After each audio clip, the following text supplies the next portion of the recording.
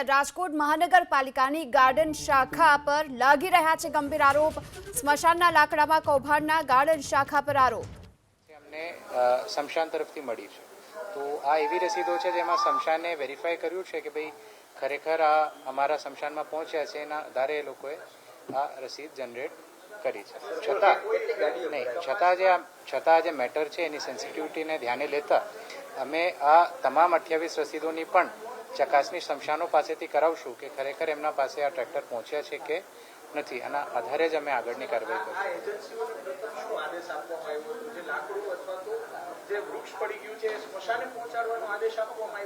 હા, મતલબ આમાં જે એમને કન્ડિશન રાખવામાં આવી હતી એ જ હતું કે એમને રાજકોટ મહાનગરપાલિકાના જે વિભિન્ન સ્મશાનો છે એમાં એમને ડિપોઝિટ કરવાનું થાય છે।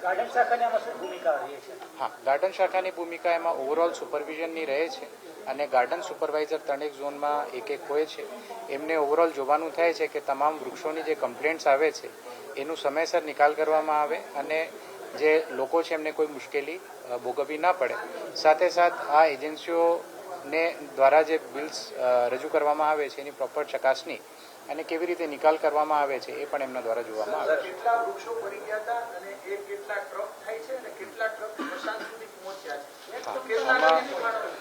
આમાં કુલ જે વૃક્ષોનું નિકાલ આ પીરિયડમાં થયું છે, વૃક્ષો અને ડાળીઓનું, એમાં ડાળીઓ પણ ઇન્ક્લુડેડ છે, કારણ કે ડાળીઓ જે છે એ સ્મશાનમાં જતી નથી। તો કુલ સાથેનો જે આંકડો છે 602નો આંકડો છે, એનું જે ડિટેલ્સ છે એ અમે આપના સાથે શેર કરશું। ઠીક છે, થેન્ક યુ।